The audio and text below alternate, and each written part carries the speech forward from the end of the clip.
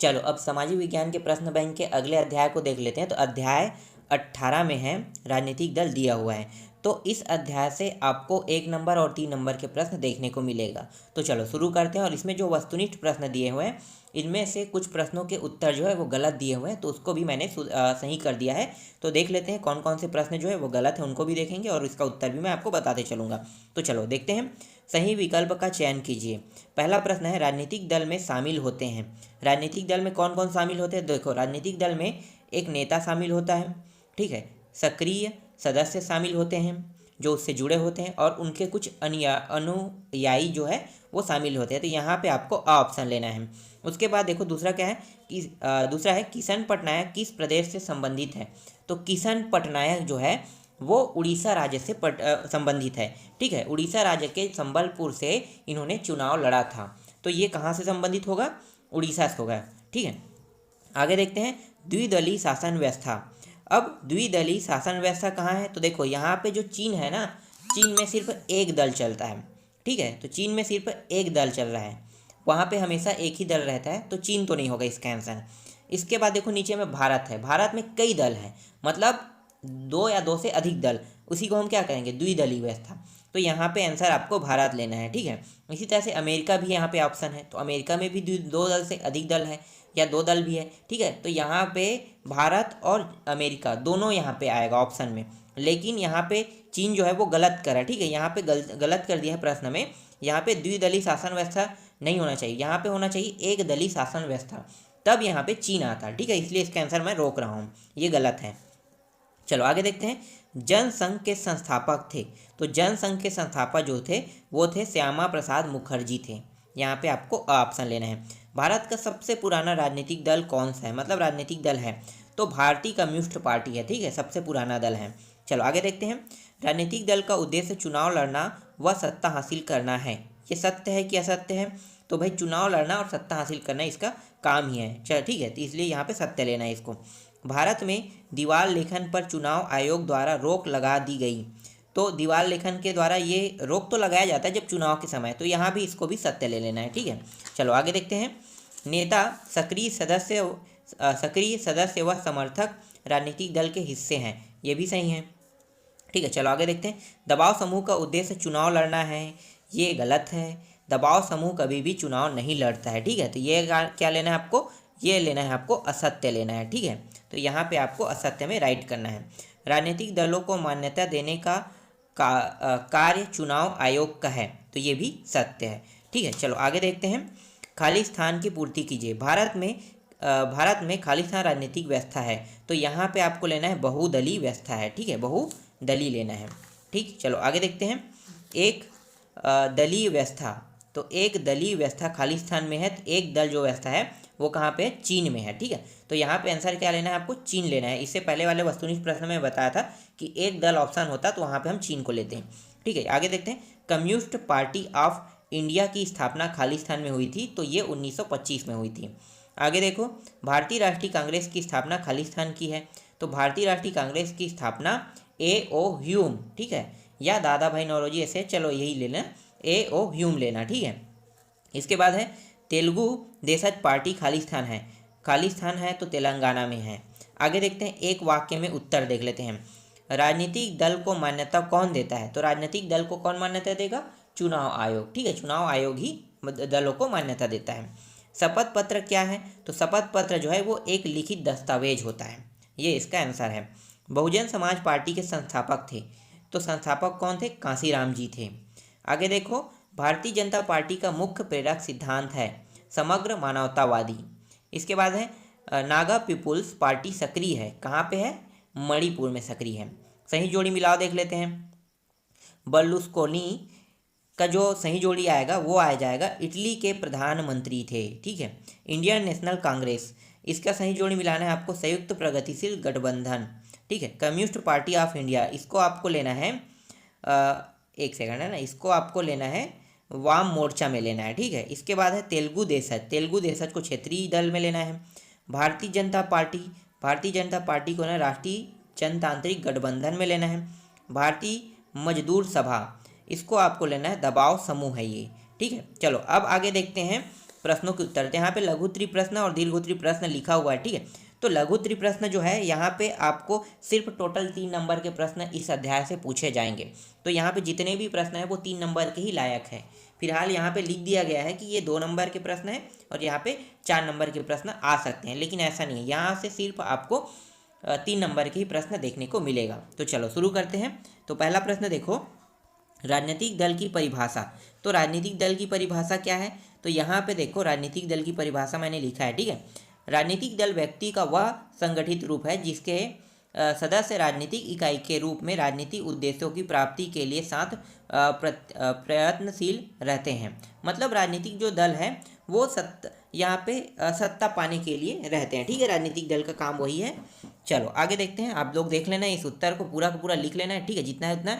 यहाँ पे अलग अलग जो कवि है या लेखक है, ठीक है, वो अपने अपनी ओर से अलग अलग उन्होंने थॉट दिए हैं इसके लिए। जैसे कि यहाँ पे अगर चलो एक और है, यहाँ पे देख लेते हैं। जैसे कि एडमंड बर्ग के अनुसार है, तो राजनीतिक दल की इन्हें परिभाषा दिया है, क्या दिया है? राजनीतिक दल मनुष्य के उस संगठन को कहते हैं जो किसी एक सिद्धांत पर सहमत हो जिसके द्वारा राष्ट्रीय हित संपन्न किया जा सके, ठीक है। तो ये पूरा आपको याद कर लेना है। चलो आगे देखते हैं। भारत के 4 मान्यता प्राप्त राजनीतिक दलों के नाम लिखिए। तो 4 लिखना है, तो मैं यहाँ पे आपको दिखा देता हूँ, ठीक है। यहाँ पे मैं सात राजनीतिक दल दिखा रहा हूँ। यहाँ पे देखो ऑल इंडिया, ठीक है, तृणमूल कांग्रेस है, बहुजन समाज पार्टी है, Bharatiya Janata party, communist party है।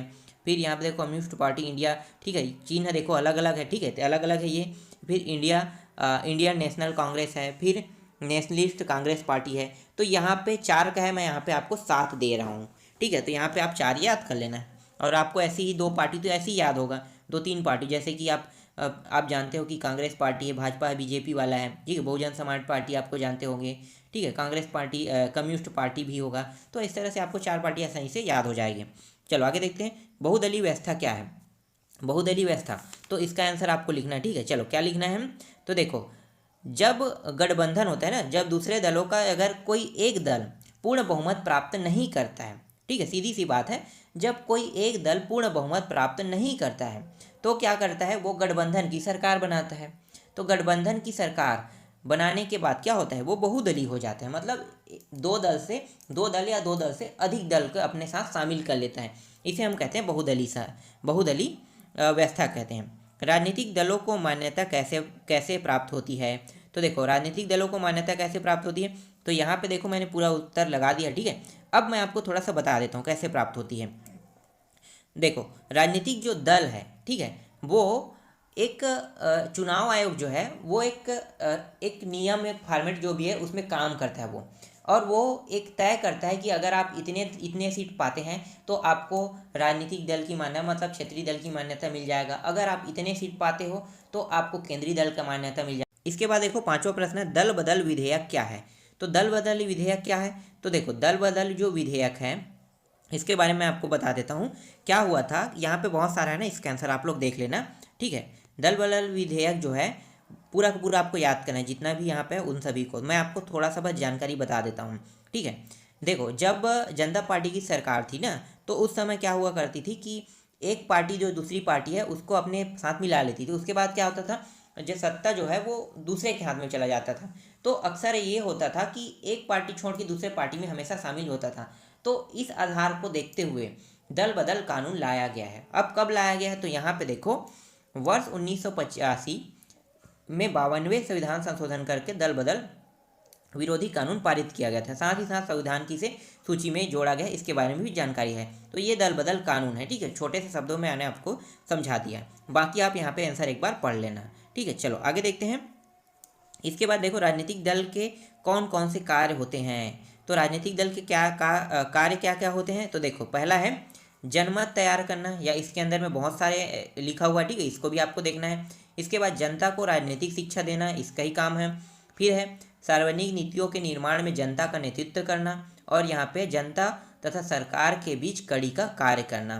तो ये पूरा का पूरा 4 टॉपिक है, इसको आप अच्छे से तैयार कर लेना, ठीक है। चलो आगे देखते हैं। शासक दल व विपक्षी दलों के कौन कौन से कार्य हैं। देखो अब फिर वही टॉपिक आ रहा है बार बार, शासक दल और विपक्षी दल। भाई जो सत्ता में होगा वो क्या बनाएगा? कानून बनाएगा। भाई कानून बनाने में उनका काम होता है।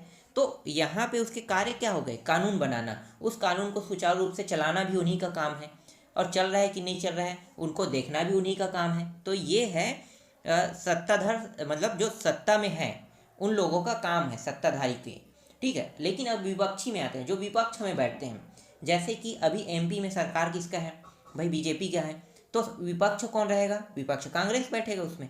तो सेम वैसा ही, ठीक है, सत्ताधारी जो है वो अभी शासन चला रहा है, लेकिन अब विपक्ष वालों का काम क्या है, विपक्ष वालों का काम है कि जो वो विधेयक ला रहा है, ठीक है, जो विधेयक, जो कानून बना रहा है वो सही है या गलत, उसको वो लोग देखेंगे। अगर सही है तो उसको वो लोग भी उसे आगे बढ़ाएंगे कि हाँ ये कानून सही है, ठीक है, इसे आगे जाने दो। अगर उसमें थोड़ा भी त्रुटि है तो वो लोग कहेंगे कि इसमें त्रुटि है, उसे सुधार किया जाए, ये विपक्षी दल का काम है। अगर नहीं मानते हैं तो वो लोग क्या करते हैं भाई, वो लोग भी धरना प्रदर्शन करने लगते हैं। तो ये उनका काम होता है विपक्षी दलों का, ठीक है। चलो आगे देखते हैं। इसके बाद है राजनीतिक दल लोकतंत्र के लिए आवश्यक है समीक्षा करें। तो इसका आंसर क्या होगा, तो देखो यहाँ पे इसका आंसर आपको लिखना है। देखिए, एक देश के अंतर जो एक ही राजनीतिक दल होता है तो वहाँ पर तानाशाह ज़्यादा फैलता है। इसी कारण देश के अच्छे तरीके से चलाने के लिए अन्य राजनीतिक दलों का होना भी बहुत ज़रूरी है, क्योंकि अगर ऐसा नहीं होता है तो क्या होगा कि सरकार जो है वो अपनी योजनाओं और बाकी चीज़ों को थोपते जाएगा, ठीक है, जो चीज़ चाहे वो चीज़। जैसे कि वर्तमान में अभी अगर उत्तरी कोरिया को देखा जाए तो वहाँ पे तानाशाह शासन चलता है। जो सरकार कहता है, मतलब जो वहाँ के तानाशाह कहता है वही काम वहाँ पे होता है। तो इसी तरह से ना हो, इसलिए इसमें बहुत सारे दल जो है राजनीतिक दल शामिल होते हैं, ठीक है। चलो आगे देखते हैं। इसके बाद देखो, दबाव समूह और राजनीतिक दलों में क्या अंतर है।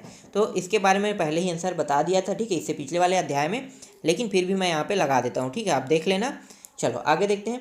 क्षेत्रीय दलों की कार्य पद्धति समझाइए। तो देखो, क्षेत्रीय दलों की कार्य पद्धति, तो यहाँ पे राष्ट्रीय दल है और क्षेत्रीय दल है, आपको क्षेत्रीय दल के याद करना है। फिलहाल तो दोनों कर लो, ज़्यादा अच्छा है, ठीक है।